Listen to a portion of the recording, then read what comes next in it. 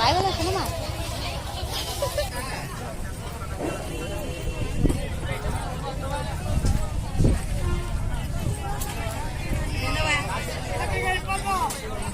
কেমন লেগেছে বল। Hello friends, welcome back to my channel Shivani lifestyle. Good evening সবাইকে। তোমরা সবাই কেমন আছো? আশা করি তোমরা সবাই ভালো আছো, আমরাও ভালো আছি। তো এখন বাজে সকাল 11টা।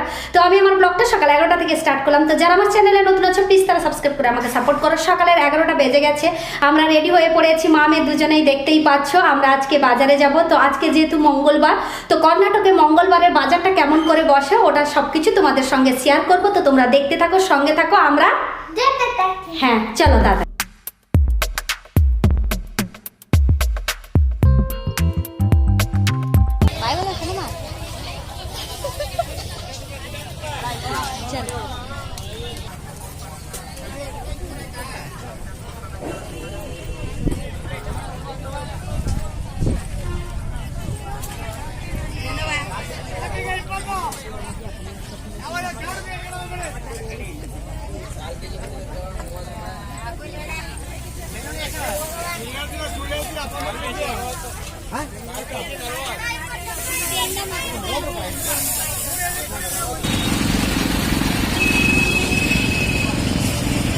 কেমন লেগেছে বল।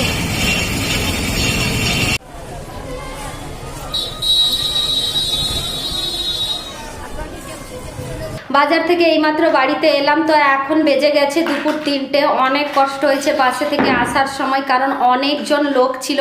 বাসের সিট তো পাইনি, আর ভিডিও করব কি করে, তোমাদের সঙ্গে শেয়ার করব কি করে, মানে দাঁড়ানোর জন্য জায়গা নেই, এত ভিড়। আমার সোনামা অসুস্থ হয়ে পড়েছিল বাসের মধ্যে, ওর মাথা ঘুরছিল। তার জন্য একজন আন্টিকে বলেছিলাম জানলার পাশে একটু জায়গা ছাড়তে। তো সোনামা ওখানে বসে ওমেটিং করেছে, অনেক কষ্ট করে আসতে হয়েছে। ভীষণ রোদ জানো তো, সেই জন্য কি সোনামা একটু টায়ার্ড হয়ে পড়েছিল। আর এপাশে দেখো আমাদের বাড়িতে কতজন এসছে দেখেছো খেলতে।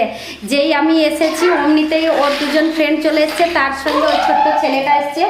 এরা হচ্ছে এই যে সেদিন যে বলেছিলাম দুটো মেয়ে আর একটা ছেলে, ওর ফ্যামিলি এসছে আমাদের বাড়িতে কথা বলার জন্য। তো দেখো ওই ছোট বাচ্চাটা ওই সেদিন টাকলা হয়ে এলো, সেদিন টাকলা হয়ে এসছে ওই ছোট বাচ্চাটা, জানো তো। তো যাই হোক, বাজার কি কি এনেছি ওটা তোমাদের সঙ্গে শেয়ার করব, চলো তাহলে। তো প্রথমে দেখাচ্ছি তোমাদেরকে ফল। কালকে যেহেতু বাসন্তী পূজার নবমী, তো আমি বাসন্তী পূজার নবমী করি, সেই জন্য আজকে অষ্টমী দিন গিয়ে বাজার করে নিয়ে এসেছি। এখানে ফ্রুটস এনেছি, দেখো তরমুজ আছে, আপেল আছে, অরেঞ্জ আছে, আর এখন আমের সিজন, একটা বড় পাকা আম নিয়ে এসেছি, সঙ্গে বেদানা আছে, আর এটা মুসম্বি আছে, আর এপাশে কলা এনেছি, আর ওই কাগজের মধ্যে আছে আঙ্গুর।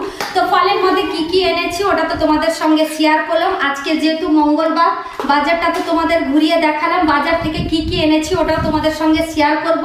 বাজারে যাওয়ার পরে জানতে পারলাম যে বাজারের রেট কত কি জিনিসের, জানো তো।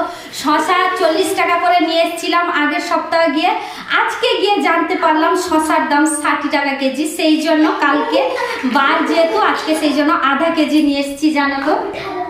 আর নিয়ে এসেছি এপাশে ওর পাপার যে জন্মদিন আসছে, সেই জন্য জন্মদিনের জন্য দুটো এখানে ললি নিয়ে এসেছি ছাকবো বলে। এবার দেখাচ্ছি তোমাদেরকে আলুর রেটও প্রচুর। আমি ভাবছিলাম যে বাজারে গেলে আলুর রেট একটু কম হবে, কিন্তু বাজারে যাওয়ার পরে জানতে পারলাম আলুর রেট 40 টাকা 45 টাকা, 40 টাকা 45 টাকা। অনেকগুলো তো দোকান বসেছিল, আলু পেঁয়াজের দোকান, তোমাদের সঙ্গে তো শেয়ার করেছিলাম। কিন্তু যখন গিয়ে জিজ্ঞেস করি তখন জানতে পারলাম যে আলুর রেট 40 টাকা করে, 45 টাকা করে, মানে এর থেকে একটু ছোট সাইজের হবে সেটা 40 টাকা, আর এটা একটু বড় আছে বলে সেই জন্য কি এটা 45 টাকা দাম নিয়েছে। তো যাই হোক, কালকে আলু ছোলার সেদ্ধতে আলুটা লাগবে বলে 100 টাকার আলু নিয়ে এসেছি। 100 টাকার আলু মাত্র 3 কেজি, 3 কেজিও হয়নি, তার থেকেও কম হয়েছে, জানো তো। আর বাড়িতে রসুন শেষ হয়ে গেছিল, রসুন এনেছি। এইটুকুনি রসুনের দাম হয়েছে 50 টাকা, মানে 250 রসুন এটা বলতে পারো। আর এপাশে আছে পেঁয়াজ, বাড়িতে পেঁয়াজ শেষ হয়ে গেছিল, পুরো 100 টাকার পেঁয়াজ নিয়ে এসেছি। পেঁয়াজটা সস্তাতে পেয়েছি, জানো তো। পেঁয়াজটা এনেছি 100 টাকার 6 কেজি পেঁয়াজ। তো 6 কেজি পেঁয়াজ এনেছি, আর পেঁয়াজগুলো দেখো কত সুন্দর সুন্দর পেঁয়াজ, দেখতে পাচ্ছ। তো এই হলো আজকে বাজার।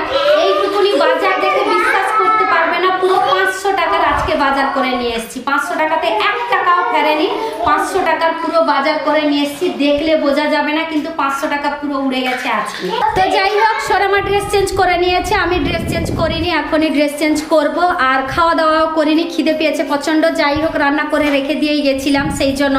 তো যাই হোক আজকের ব্লগটা কেমন লাগলো অবশ্যই কমেন্ট করে জানাবে। আজকের ব্লগটা এই পর্যন্ত। তোমাদের যদি ভালো লেগে থাকে তাহলে তোমরা লাইক করবে, কমেন্ট করবে, শেয়ার করবে, সাবস্ক্রাইব অবশ্যই করবে। যারা আমার চ্যানেলে নতুন আছো প্লিজ তারা সাবস্ক্রাইব করে আমাকে সাপোর্ট করো। সবাই ভালো থেকো, সুস্থ থেকো। আবার কালকে নতুন একটা ব্লগ নিয়ে তোমাদের সামনে চলে আসবো। বাই।